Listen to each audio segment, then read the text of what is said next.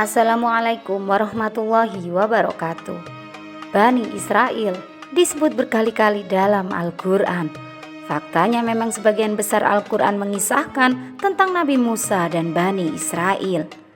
Al-Quran membahas secara mendalam tentang sejarah Bani Israel, termasuk kejahatan dan balasan bagi mereka. Apa sajakah fakta yang diungkap Al-Quran tentang Bani Israel? Untuk mengetahuinya, tonton terus channel ini. Tekan tombol subscribe, klik lonceng, dan share. Terima kasih.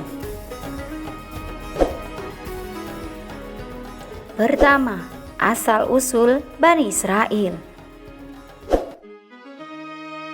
Disebut dengan nama Bani Israel karena Israel adalah nama lain untuk Nabi Yakub. Dari 12 anak Nabi Yakublah muncul 12 suku yang membentuk Bani Israel. Setelah Yusuf menjadi menteri Mesir, seluruh keluarganya pindah ke sana. Jadi asal mula Bani Israel dimulai dari Mesir. Mereka tinggal di sana dengan damai sampai Firaun menawan mereka. Mereka diperlakukan seperti binatang, anak-anak mereka dibunuh dan wanita diambil sebagai budak. Allah menyebutkan cobaan mengerikan bagi Bani Israel ini di dalam Al-Quran. Kemudian Nabi Musa menyelamatkan Bani Israel dari tangan Fir'aun. Keterangan ini terdapat dalam Al-Quran yang artinya, "Dan kami wariskan kepada kaum yang tertindas itu negeri bagian timur dan bagian baratnya yang telah kami berkahi. Dan telah sempurnalah perkataan Tuhanmu yang baik sebagai janji untuk Bani Israel disebabkan kesabaran mereka. Dan kami hancurkan apa yang telah dibuat Fir'aun dan kaumnya dan apa yang telah dibangun mereka." Al-Quran Surah Al-A'raf ayat 137. Kedua, keistimewaan Bani Israel. Bani Israel menderita siksaan yang bertubi-tubi. Mereka menanggung semua itu tapi tetap beriman. Allah menghormati Bani Israel dengan memilih mereka menjadi hamba istimewa. Dan sesungguhnya telah kami berikan kepada Bani Israel Alkitab Taurat, kekuasaan dan kenabian, dan kami berikan kepada mereka rezeki-rezeki yang baik, dan kami melebihkan mereka atas bangsa-bangsa pada masanya. Al-Quran Surah Al-Jasiyah ayat 16. Fakta bahwa Allah memberikan kelebihan membuktikan bahwa ada sesuatu yang istimewa dalam diri mereka. Meskipun seperti yang kita ketahui, semua utusan Allah adalah muslim, sebagian besar nabi yang datang setelah Ibrahim, Ishak, dan Yakub adalah keturunan Bani Israel, kecuali Nabi Muhammad SAW. Daud atau David, Sulaiman atau Solomon, Yahya, Zakaria, Isa, dan banyak lagi. Semuanya adalah orang-orang beriman keturunan Bani Israel, dan mereka tentu saja adalah manusia teladan. Ketiga, kejahatan Bani Israel yang disebutkan dalam Al-Quran. Ada di antara Bani Israel yang melakukan syirik dengan menyekutukan Allah, membunuh nabinya, dan mengubah kitab suci. Allah berfirman tentang mereka di dalam Al-Quran yang artinya, "Telah dilaknati orang-orang kafir dari Bani Israel dengan lisan Daud dan Isa putra Maryam. Yang demikian itu disebabkan mereka durhaka dan selalu melampaui batas." Al-Quran Surah Al-Ma'idah ayat 78. Jadi ini adalah kelompok orang tertentu dari Bani Israel, bukan seluruh orang Bani Israel. Keempat, Bani Israel di Madinah pada masa Nabi Muhammad.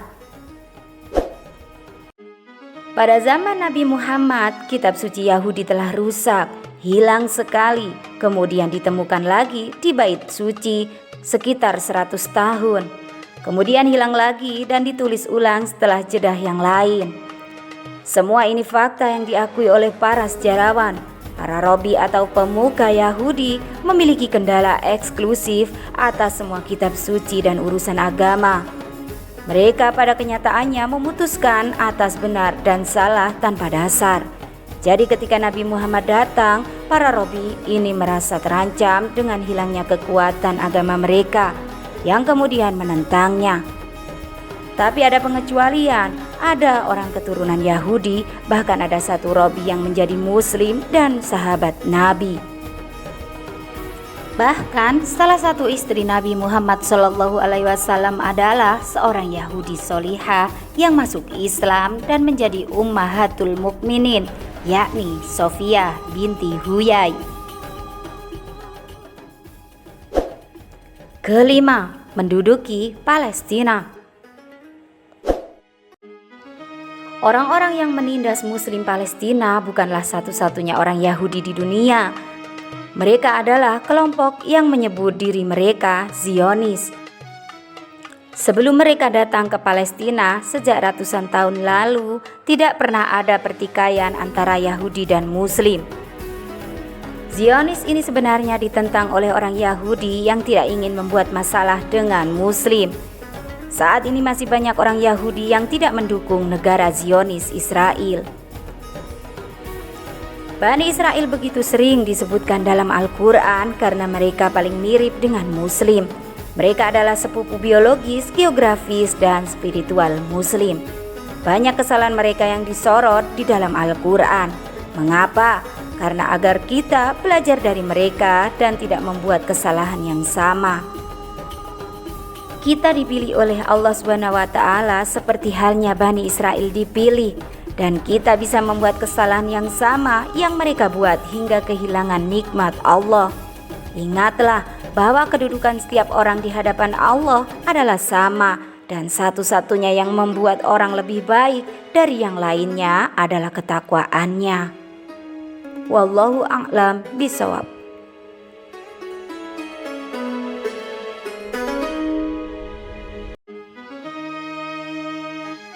Assalamualaikum warahmatullahi wabarakatuh. Dalam Al-Quran dijelaskan bahwa di antara semua Nabi Bani Israel adalah Nabi Daud alaihissalam dan Nabi Isa alaihissalam yang tergolong paling menderita di tangan orang-orang Yahudi. Beberapa di antaranya yaitu berupa penganiayaan. Untuk mengetahui kisahnya, tonton terus channel ini, tekan tombol subscribe, klik lonceng untuk mendapatkan video terbaru dari channel ini. Terima kasih.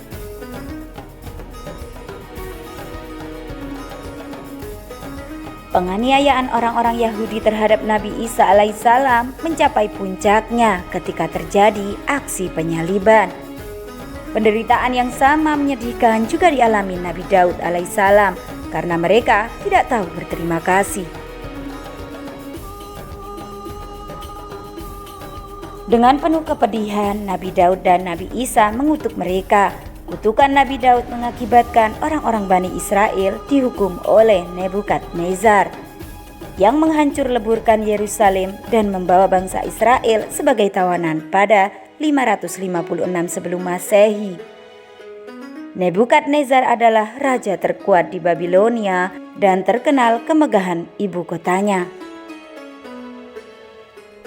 Selain itu, akibat kutukan Nabi Isa, Israel diluluh lantahkan oleh Titus yang menaklukkan Yerusalem sekitar tahun 70 Masehi dan menodai rumah ibadah dengan menyembelih babi, binatang yang sangat dibenci oleh orang-orang Yahudi di dalamnya.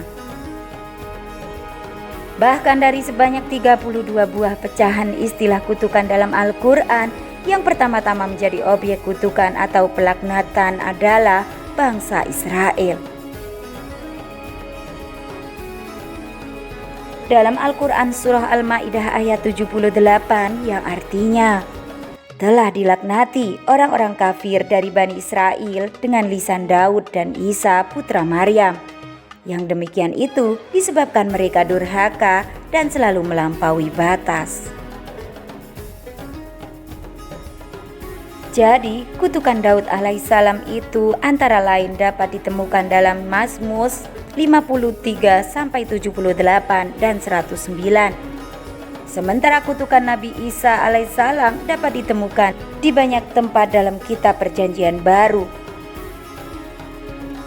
Petikan ayat dalam surat Al-Ma'idah tersebut menunjukkan betapa bangsa Israel memang sudah menjadi bahan cercaan, kutukan, dan laknatan sejak dahulu kala. jauh sebelum lahirnya peradaban modern. Mereka juga termasuk bangsa yang paling sering berhubungan dengan Tuhan karena suka menumpahkan darah dan merusak tatanan kehidupan serta penistaan terhadap kesucian firman-Nya.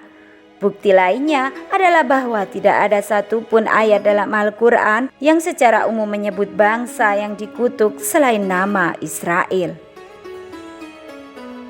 Bahkan tak kurang sebanyak 43 kali nama Israel juga disebut-sebut dalam Al-Quran. Diawali dengan surat Al-Baqarah ayat 40 ketika Allah mengingatkan Bani Israel agar mensyukuri nikmat-Nya karena kelebihan yang mereka miliki. Hingga yang terakhir di surat As-Saff ayat 14 yang menjelaskan betapa bangsa tersebut telah menjelma sebagai kelompok pengkhianat. Bani Israel pula lah yang berkali-kali mengikat perjanjian dengan Tuhan, tetapi setiap kali berikrar, setiap kali itu pula mereka mengkhianatinya. Wallahu a'lam bishawab. Assalamualaikum warahmatullahi wabarakatuh. Tahukah Anda bahwa 1 dari 5 warga Israel adalah orang Palestina? Israel menyebut mereka sebagai Arab Israel. Mereka adalah warga negara dengan warisan budaya, bahasa, dan identitas etniknya adalah Arab. Lantas bagaimana sejarah mereka? Siapa Arab Israel itu dan di mana mereka tinggal? Untuk mengetahuinya, tonton terus channel ini, tekan tombol subscribe, klik lonceng, dan share. Terima kasih. Inilah beberapa fakta tentang mereka. Pertama, sejarah etnik Arab Israel. Cerita ini dimulai ketika para pendiri bangsa Israel secara paksa mengusir penduduk Arab Palestina asli. Warga Palestina ini sebagian besar meninggal, sisanya yang lebih dari 80% mengungsi ke berbagai negara. Tindakan pembersihan etnik ini disebut Hari Nakba atau Hari Malapetaka. Kedua, siapakah itu etnik Arab Israel? Etnik Arab Israel terdiri dari Muslim Palestina, Druze, dan Kristen yang mereka tetap tinggal di tempat yang sekarang diduduki dan diklaim sebagai negara orang Israel. Sejak pengusiran besar-besaran penduduk asli Palestina pada tahun 1948, banyak dari penduduk asli Palestina dan keturunan mereka telah diberikan kewarganegaraan Israel. Merekalah yang kini disebut sebagai Arab Israel. Penduduk Yerusalem Timur yang menolak menjadi warga negara Israel setelah kependudukan Israel atas Yerusalem pada tahun 1967 juga termasuk Arab Israel. Sebagian besar dianggap penduduk tetap meskipun status itu dapat dicabut jika mereka pindah ke luar negeri untuk waktu yang lama. Ketiga, berapa banyak orang Arab di Israel?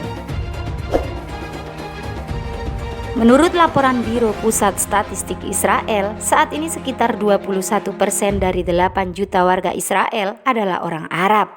Jumlahnya sekitar 1,96 juta orang. Sekitar 80% orang Arab Israel adalah Muslim, yang sisanya beragama Kristen dan agama Druze. Di Yerusalem Timur terdapat sekitar 250.000 warga Arab yang mayoritas menolak kewarganegaraan Israel. Jadi tidak digambarkan sebagai orang Arab Israel, tapi masih memiliki tempat tinggal di Israel. Sebagian besar mereka mengidentifikasikan diri dengan orang Palestina di Gaza dan tepi barat. Orang Israel menyebut mereka adalah warga Palestina di Israel. Keempat, di mana Arab Israel tinggal? Konsentrasi terbesar orang Arab Israel ada di utara Israel, di kota-kota seperti Nazaret, Al-Fahm, dan Sakhnin. Banyak juga yang tinggal di kota Haifa, Jaffa, dan Acre. Israel terus berupaya mengambil alih tanah orang-orang Palestina yang melarikan diri atau dipaksa keluar pada tahun 1948. Langkah-langkah dan kebijakan yang dilakukan oleh Zionis Israel ini telah membuat orang Arab Israel semakin sedikit yang memiliki lahan untuk tempat tinggal. Sejak tahun 1948, tidak ada kota Arab baru yang didirikan meskipun populasi Arab Israel telah tumbuh setidaknya 7 kali lipat. Banyak komunitas Arab dikelilingi oleh area yang digunakan untuk tujuan keamanan, Dewan Regional Yahudi, Taman Nasional dan Jalan Raya untuk mencegah ekspansi di masa depan. Sebagian besar sisanya tinggal di kota-kota miskin yang terbatas akses menuju fasilitas umum. Kelima, apakah orang Arab Israel memiliki hak yang sama dengan warga Israel?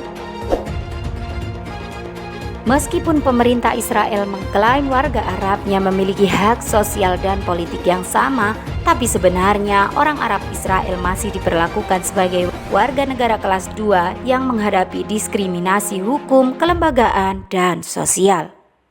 Lebih dari setengah keluarga Israel Arab hidup dalam kemiskinan dibandingkan dengan sekitar 15% keluarga Yahudi Israel. Jurang pemisah di antara mereka semakin lebar. Pelayanan kota di banyak komunitas Israel Arab lebih rendah daripada yang ada di daerah Yahudi, dengan kekurangan ruang kelas, jalan yang sudah tua, dan kurangnya kesempatan kerja lokal. Orang Arab Israel kurang terwakili di sebagian besar bidang pekerjaan. Dan hanya 8% orang Arab Israel yang bekerja di kantor pemerintah. Dan dari 70.000 karyawan di perusahaan teknologi tinggi, hanya 300 orang adalah orang Arab. Banyak orang Arab Israel bersimpati secara luas terhadap penderitaan orang-orang Palestina yang tinggal di jalur Gaza dan tepi barat. Banyak yang memiliki anggota keluarga besar yang tinggal di sana. Hal inilah yang menjadi alasan mengapa hanya sedikit orang Arab Israel berprofesi di kemiliteran. Karena dukungan untuk perjuangan Palestina tersebar luas dalam komunitas Arab Israel, orang Arab Israel sering menghadapi permusuhan dan kecurigaan dari polisi, politisi, masyarakat yang memandang mereka sebagai ancaman keamanan. Bahkan hampir setengah dari orang Yahudi Israel mendukung pengusiran orang Arab dari negara tersebut atau memindahkan mereka ke tempat lain. Wallahu a'lam bishawab.